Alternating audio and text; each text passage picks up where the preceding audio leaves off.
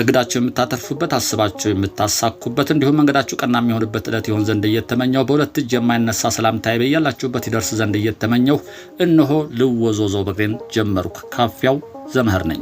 ቻናላችን ቤተሰቦች ላይክ አድርጋችሁ እንድትጀምሩ አበረታታለሁ። አዲስ ለሆናችሁ የሰከንድ ተግባር ነውና ሰብስክራይብ በማድረግ ቤተሰብ እንድትሆኑ በታላቅ አክብሮት ጋብዛለሁ። አሁንም ቀጥታ ወደ ዝግጅቱ አልፋለሁ። እናንተም እስከወደዳችሁ ድረስ ተከተሉኝ። እነሆ እንግዲህ ዛሬ እዚህ ቦታ ተገኝተናል። ፊት ለፊት የምታዩት የሥላሴ ቤተክርስቲያን ጉልላት ነው። ይሄ ወደ ላይ ስንሄድ ደግሞ ወደ 4 ኪሎ የሚወስደው መንገድ ነው። ወደ ታች ዞር ስንል 1080 እየተባለ የሚታወቀው ቦታ ነው። በርቀት ወደታች የሚታየን እንግዲህ ዛሬ እስኪ ፊት ለፊታችን አንድ ወንዝ ዳር ፕሮጀክት አለ። ከዚህ ቀደም እየተሰራ አሳይቻችሁ ነበር። አሁን ወደ መገባደዱ እንደሆነ ሰምቻለሁ። ወደዛ ነው የሚሄደው። እንግዲህ አዲስ አበባ ውስጥ የወንዝ ዳር ቦታዎች በጣም በርካቶች ናቸው። ከጦር ኃይሎች ወደ ሜክሲኮ ሲያቀኑ አብነት መታጠፊያ ላይ የሚገኘው ወንዝ ዳር እንግዲህ አይታችሁት ከሆነ ነጭ አረፋው ተብቶ ታይታላችሁ። መጠኑ አነስ ያለ ቢሆንም የሚወርደው ውሃ ጠቆር ያለና ለአፍንጫ እጅግ በጣም የሚሰነፍጥ ነው። ዳርዳሩም አይታችሁት ከሆነ በቆሻሻ በፕላስቲክ ጠርሙሶች የተበከለ ከመሆኑም ባለፈ በዙሪያው ደግሞ እንደሚታወቀው የወንዝ ዳር ቤቶች አሉ። እንግዲህ የተወሰኑ መፍረስ ላይ ናቸው። አሁን እየፈረሱ ነው የሚገኙት። እንደ አይነት አጋጣሚ እንግዲህ አዲስ አበባ በሚገኙ ወንዝ ዳሮች ላይ የተለመደ ነው። ዘነበ ወርቅን፣ ቀበና፣ ወሎ ሰፈርና ሳር ቤትን ብታዩ ሌሎች አካባቢዎችም አቋርጠው የሚያልፉ ወንዞች በዚሁ አይነት ናቸው። ከዚህ የተሻለ አይደሉም። እንግዲህ በክረምቱ አፈሩና ቆሻሻውን በበጋ ደግሞ የተበከለ ውሃ የሚፈጥረውን ክረምት አረፋ ይዘው ሲጓዙ ማየት የተለመደ ነበረ። በነገራችን ላይ ከዚህ ጎንም በየወንዙ ዳር የተንጠላጠሉ ቤቶች፣ አንዳንዶቹ በርቀት ስታቸው የሚያስፈሩ ቤቶች ማየቱ አዲስ አይደለም። አዲስ አበባ ውስጥ የአደጋ ተጋላጭነታቸው በተደጋጋሚም የሚነገር ቢሆንም ከወንዝ ዳርቻ እንግዲህ 10 ሜትር እንኳ ያራቁ ቤቶች በብዛት እንዳሉ ይታወቃል። ራስ መኮንን ድልድይን ይዞ ወደ ፒያሳ የሚያቀና ወንዝ ዳርቻ እንግዲህ በመኖሪያና በንግድ ቤቶች የታጀበ ሲሆን የካ ወረዳ 6 የሚያቋርጠው ቀበና ወንዝም በነዋሪዎች የታጀበ ነው። ቴዎድሮስ አደባባይ እንግዲህ ኤክስትሪም ሆቴል አካባቢ የሚገኘው ወንዝ ዳርቻ የሚኖሩ ነዋሪዎች በጣም ለአደጋ ተጋላጭ ናቸው ተብለው የተመደቡ ናቸው። እንግዲህ የምታዩት ግንፍሌ ላይ እየተሰራ ያለውን ከዚህ ቀደም አሳይቻችሁ ነበረ። አሁን ያው እየተጠናቀቀ ነው እንደምታዩት ነው። ወደ ውስጥም እንግዲህ ገብተን ለማየት ጥረት እናደርጋለን። ይሁት ከላይ ሲታይ ነው። ላይ አስፓልቱ ዳር ላይ ወጥቼ ሳየው ይሄንን ነው የሚመስለው። እንግዲህ በመልሶ ማልማት ናቸው እንግዲህ እነኚህ የተሰሩት። ባለስልጣኑም ለአደጋ መከላከልና ዝግጁነት የሚል አንድ ኮሚሽን አለ። እሱ ባለስልጣንም ኮሚሽን ነው መስለኛል። እሱም ብዙ ጊዜ ለአደጋ የተጋላጭ ናቸው ተብሎ የወንዝ ዳር ያሉትን ብዙ ጊዜ ክረምት ከመምጣቱ በፊት ያሳውቃል። ግን መፍትሄም ነገር የለውም ነበረ። አዲስ አበባ እንግዲህ አጠቃላይ ከምትሸፍነው 54000 ሄክታር በላይ ውስጥ 4000 ሄክታሩን የሚይዘው የወንዝ ዳርቻ ነው። ይሄ አሁን በጣም የሚያስገርም መረጃ ነው። እነዚህ የወንዝ ዳርቻዎች የወንዞች ንጽህና ለመጠበቅ አረንጓዴነታቸው ሳያጡ እንዲቆዩ ከማስቻል ከንክኪ ነፃ መሆን ቢያስፈልጋቸውም በውን ያለው ከዚህ ብቻ የተለየ ነው። በጽንሰ ሀሳብ ደረጃ በወንዞች ዳርቻ ከ15 እስከ 50 ሜትር እንደየአካባቢው አደጋ ተጋላጭነት መጠረቀት ላይ ቤት መስራት ቢኖርበትም ነገር ግን ቤቱ እዛው አጥራቸው ግንባቸው ወንዙ ጋር ተደርገው የተሰሩ ናቸው አብዛኞቹ።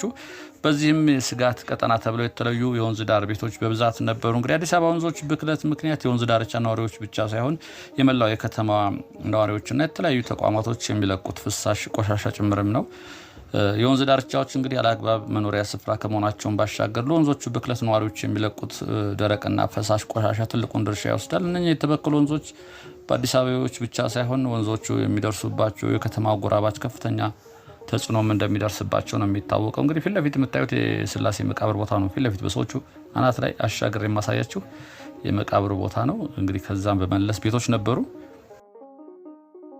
እንግዲህ የወንዞቹ ጉዳይ ሲነሳ በወንዞቹ ውሃ የሚበቅሉ አትክልቶች ንጽህናቸው ጉዳይም እንደዚሁ ይነሳል። አዲስ አበባዎቹ ቀበና፣ ባንተ ይቀጡ፣ ቁርጡሜ፣ መከተያ፣ ግንፍሌ፣ ቡልቡላና ሌሎችም ወንዞች ዘርፈ ብዙ ችግሮች የሸበቧቸውና በአገር አቀፍ እንግዲህ ደረጃ ብዙ ሚሊዮን እያሰጉ ያሉ ነበሩ። አዲስ አበባ ወንዞች ምንም አይነት አገልግሎት እንዲውሉ የሚከለክል ማሳሰቢያ ከወጣ ዓመታት ቢቆጠሩም ብዙዎቹ ግን በወንዝ ዳርቻ ላይ ጎመን ምናምን የመሳሰሉትን እየተከሉ ይመገባሉ። እሱ ደግሞ ለጤና አደገኛ ነው ተብሏል።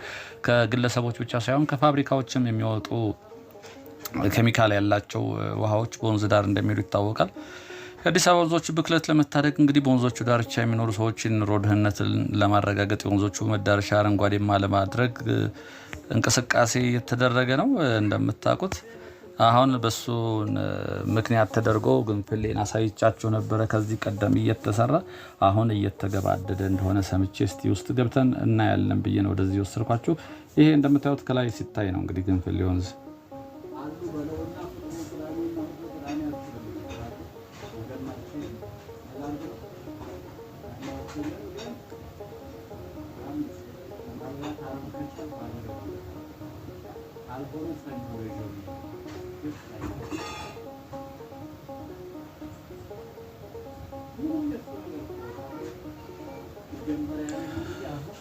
እሺ እንግዲህ ወደ ታች እንወርዳለን። አሁን ከላይ ሆነን ቀደም አሳይቻችኋለሁ። ውስጥ ደግሞ ገብተን እስኪ እናያለን። እነኚህ ዛፎች የቆዩ ናቸው። ይሄ ራሱ አንደኛው እኮ መተላለፊያ ይሆናል ከዋናው አስፓልት ጋር በደንብ ቢሰራ ከላይኛው አስፓልት ጋር ተጨማሪ ይሆናል። ይሁት ከላይ እንግዲህ በጣም እኔ ተገርሜበታለሁ። በቅርብ ከወር በፊት ነው መጥቼ ነበር። ይሁት እንደምታዩት ለአይን እንኳን ይሁት የግንፍሌ ወንዝ ዳሩ እንግዲህ እዚህ ጋር የነበሩ ቤቶች ታስታውሳላችሁ። ወንዙ ዳር ድረስ ቤቶች ነበሩ። ይሁት እንደምታዩት መረማመጃ አለ እዚህ ጋር ፊት ይሰር የምታዩት ሳር አለ። ለሳሩ መረማመጃ ላይ ግን ድንጋዮች አሉ። ሳሩን ሳረግጦ እንድታልፉ ነው። የተለያዩ ወንበሮችም ይታያችሁ ከሆነ በረቀት ቁጭ ብለዋል። አሁን ክፍት አልሆነም እንጂ ኦልሞስት ተጠናቋል ማለት ይቻላል። ለእይታ ለስራ ክፍት ሲሆን በርካታ ሰዎች መጥተው እዚህ አረፍ እንደሚሉ ተስፋ አደርጋለሁ። ከላይ ሆኜ ላይ ቪው ምን ይመስላል የሚለው ነውና ወደ ውስጥ ደግሞ እየገባን እናየዋለን። እስቲ እንግዲህ እዚህ ጋር እንግባ። በዚህና ይሄ አሁን የምንሄድበት ይኸው አላለቀም እንደምታዩት ነው። ይሄ እንግዲህ ይኸው በደረጃው በነገራችን ላይ ከፊት ለፊት የሚታዩ የክፍለ ከተማ ኃላፊዎች ጉብኝት እያደረጉ ነው። እንግዲህ እኔም እነሱን ተከትዬ ኦብዘርቭ አደርጋለሁ በካሜራ ያስቀረው። እናንተም አብራችሁ እንደጎበኛችሁ እንዲሰማችሁ ያህል ነው። እዚህ ፊት የምታዩት ሳር እየተተከለ ነው። ግሪን እንደሚሆን ምንም ጥርጥር የለም። ማዶ ግን አሻግራችሁ የምታዩት የለም። ልክ አንድ መንገድ አለ። አሁን እኔ ስመጣ ባሳያችሁ አይነት መንገድ ላይ አለ። ወደዛ ለመወጣጫ ደግሞ ታች ወንዙ ዳር ላይ ወንዙ መሃል ላይ ድልድይ አለች። ድልድዩን እንሄዳለን። እስኪ ድልድዩ መሻገሪያ ነው እንግዲህ ሰዎች በስነ ስርዓት ይሻገራሉ። በስር ወንዙ ይሄዳሉ።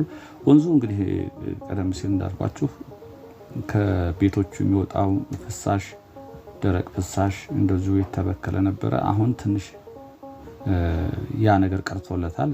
ቅጣትም እንደሚያስቀጣ ነው። የኦርቶዶክስ ቤተክርስቲያን ሃይማኖት ማደራጃ የሚባል ተቋም እንግዲህ ቆሻሻ ሲደፋ እዚህ ተገኝቶ እንደተቀጣ ሰሞኑን ሰምቻለሁ። የተቀጣበትን ወረቀት እንደውም ፊት ለፊት አያይዝላችኋለሁ እንድታዩትና ወደዚህ ያስቀጣል ማለት ነው። እንግዲህ አዋጅ ወጥቷል። በዚህ ዓመት አይደል መመሪያ ነው አዋጅ ወጥቷል እና በሱ መሰረት ተቀጥተዋል። ቆሻሻ ሲደፉ ግንፍሌ ላይ የተገኙ ቪው እንደምታዩት ነው። መብራቶቹ ይታያቸዋል አይደል? በምሽት እስኪ ደግሞ አንድ ቀን ክፍት ሲሆን ለህዝብ ክፍት ይሆናል ብዬ አስባለሁ። እንግዲህ ኦልሞስት እየተጠናቀቀ ስለሆነ ያኔ በምሽት መጥቼ ደግሞ ምን እንደሚመስል እንግዲህ ምሽት ሲሆን ደግሞ መብራቶቹ የተለየ ውበት ያጎናጽፉታል። ይኸው እዚህ ጋር ወንበሮች አሉ። በጣም ቪው ራሱ ላይ ናችሁ። አሁን ራሱ ከዚሁ ያምራል። ልዩ ነው። ወንዙ ይታያችኋል። በረቀት አይደል? ጠጋ ብለን እናየዋለን። አሁን ትንሽ ጠራ ማለት ነገር አለው። ድፍርስ ነበር፣ ቆሻሻ ነበረ። ያ ምክንያቱም ይታወቃል። እንግዲህ እዚህ ጋር የነበሩ ቤቶች ተነስተዋል። በወንዝ ዳር ያሉ ቤቶች ሁሉም ተነስተው እንደዚህ ከሆነ ውሃው ያንሳል እንጂ ከምንጩ ሲመጣ ንጹህ ውሃ ነው፣ የምንጭ ውሃ ነው የሚሆነው ማለት ነው። እሱንም ለተለያየ ነገር መገልገያ ይሆን ነበር። ቀደም እንዳልኳችሁ እንግዲህ ከዚህ ኬሚካል ከሚመጣበት ጓሮ ጎመን እየተከሩ የሚመገቡ ነበር። እሱ ለጤና ደግሞ አደገኛ እንደሆነ በተደጋጋሚ ይነገራል። ይሄ ድልድይ አያችሁት እንግዲህ ወደዛ ለመሻገር ብንፈልግ አሁን ውሃ ውስጥ ሳንገባ በቀላሉ እንሻገራለን ማለት ነው። ላንድስኬፑ ራሱ እንዲያምር ተደርጎ ነው እንግዲህ ቦታው ሆነ። ውሃ መሄጃው አለ፣ ዳርዳሩ ሳር አለ። ቀደም ሲል እንግዲህ ግንፍሌ ወንዝ አደገኛ ወንዝ እንደነበረ ነው የሚነገረው። ይኸውታችሁ አረፋ እንግዲህ ይኸውት አረፋ የምታዩት ናይት ክረምት ላይ ነው። አሁን ይሄ ክረምት ላይ በዚህ ሆናችሁ ወደ ውሃው ማየት በጣም እጅግ የሚያዝናና ይመስለኛል።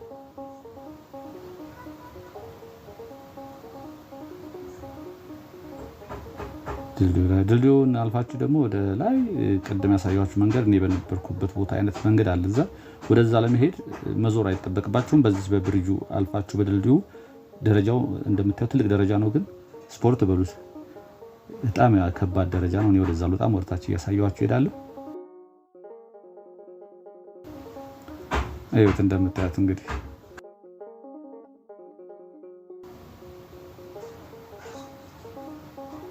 ያምራል።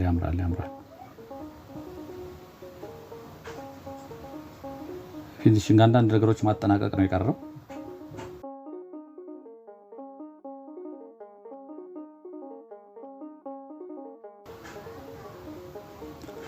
አሁን ተከትላችሁ እንግዲህ ሰዎች አንዳንድ ሰዎችም እየገቡ ቁጭ ይላሉ። እዛ ፊት ለፊታችን ጠባቂዎች ናቸው ፖሊሶቹ።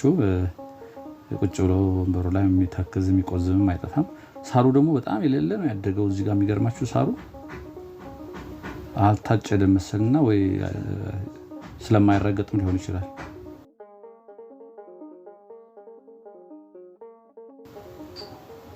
ሳሩ ስለማይረገጥ አድጓል በጣም።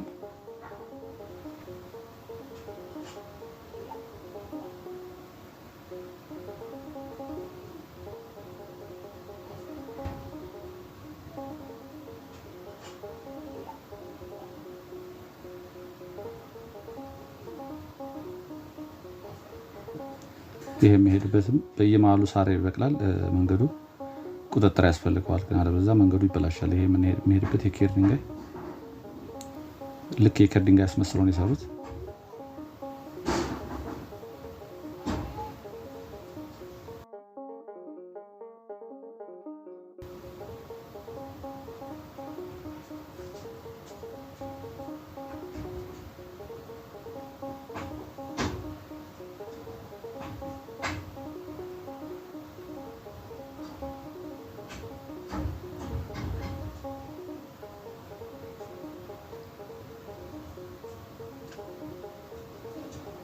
እንግዲህ ለዛሬ ያዘጋጀሁላችሁ ቪዲዮ ይሄን ይመስል ነበር። ሰላምና ጤና ከሁላችን ጋር ይሁን እያልኩ እሰናበታለሁ። ጤና ይስጥልኝ።